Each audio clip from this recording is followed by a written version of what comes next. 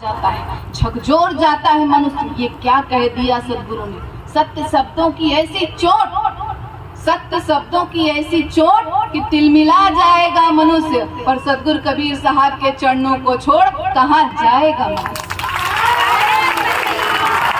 जब सदगुरु के सत्य शब्दों की चोट लगती है तो तिलमिला जाता है, हृदय में लगती है बात, और तब फिर जीवन में सकारात्मक परिवर्तन। सदगुरु और सदगुरु का ज्ञान, सदगुरु की वाणी में सबके लिए सब कुछ है।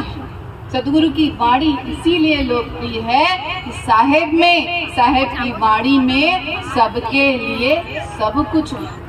साहब ने समाज में व्याप्त ढोंग, पाखंड, अंधविश्वास, बाह्याडंबर कुरीतियों को मिटाया और साथ में समाज में प्रेम, भक्ति, एकता का भाव भी जगाया।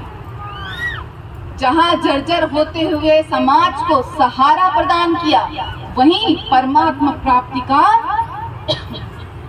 बल भी प्रदान किया।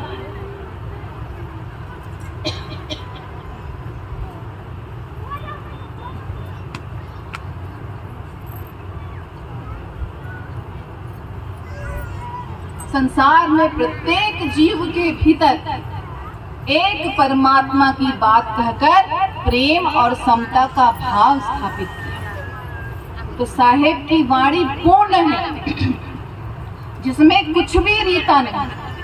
साहेब और साहेब की वाणी में सबके लिए सब कुछ है, और यही कारण है कि आज कोई भी धर्म, मत, संप्रदाय का ज्ञान हो, उनकी ज्ञान चर्चा हो, उनकी सभा हो, बिना सदगुरु कबीर साहब के और सदगुरु कबीर साहब के वाणी के पूर्ण नहीं होती।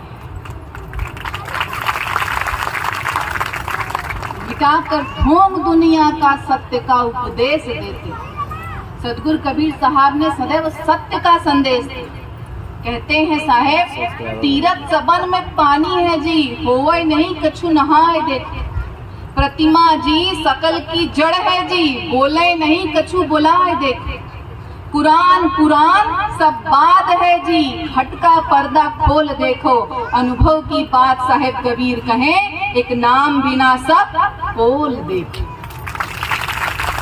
इस कलयुग में, इस घोर कलयुग में परमात्मा के नाम का ही सहारा है।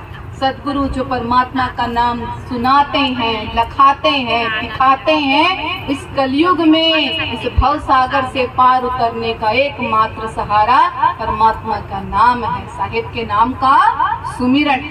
तभी कह रहे हैं, सारी दुनिया में सतनाम का डंका बजाना हो तो ऐसा।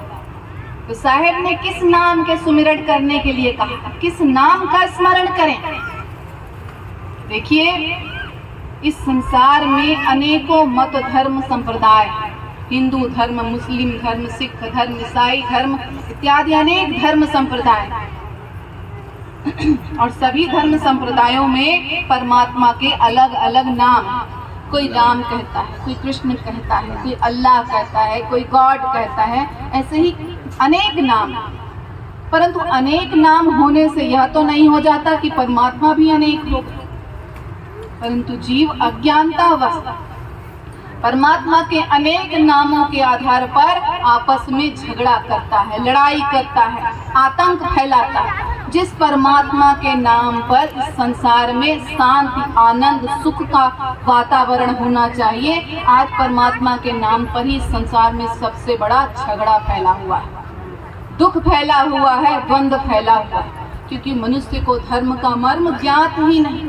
अज्ञानतावश जीव परमात्मा के अनेक नामों में उलझा हुआ है और आपस में एक दूसरे से झगड़ा कर रहा है कि नहीं, मेरे परमात्मा ही सच है, मेरे परमात्मा का नाम ही सही है, वही बड़े हैं, तेरे परमात्मा का नाम सच नहीं है, तेरे परमात्मा बड़े हैं। तो परमात्मा का नाम अनेक हो सकता है, परंतु परमात्मा तो एक ही है। भाई रे दुई जगदीश कहाँ से आया, कहो कहाँ से नाम भराया।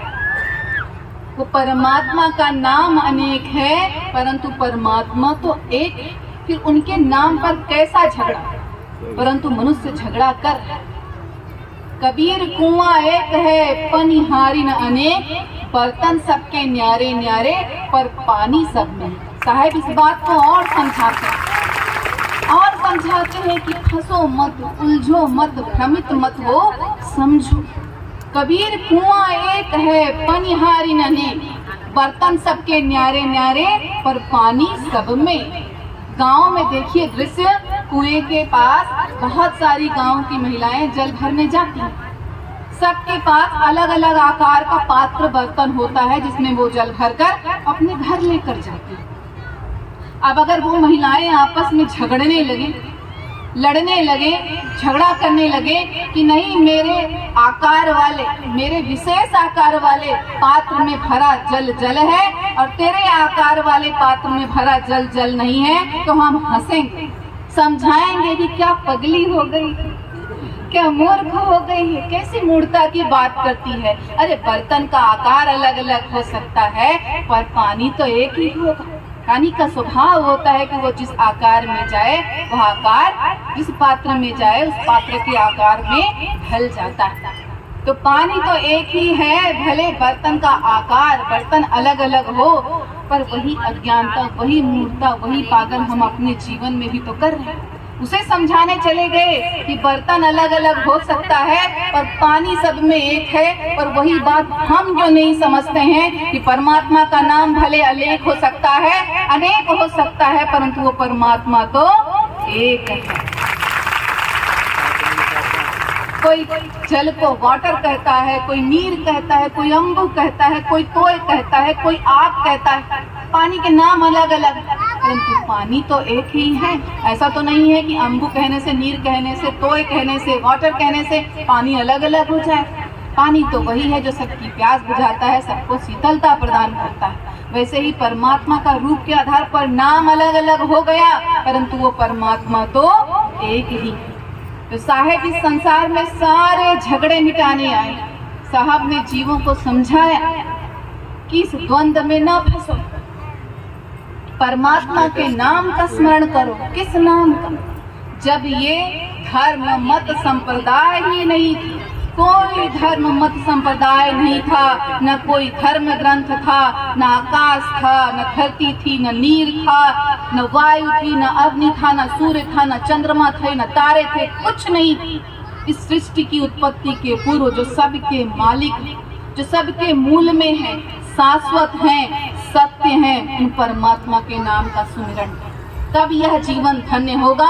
झगड़े में मत फंसो, द्वंद्व में मत फंसो।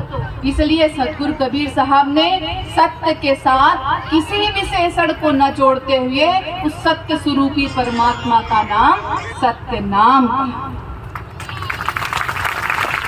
हंसने की आवश्यकता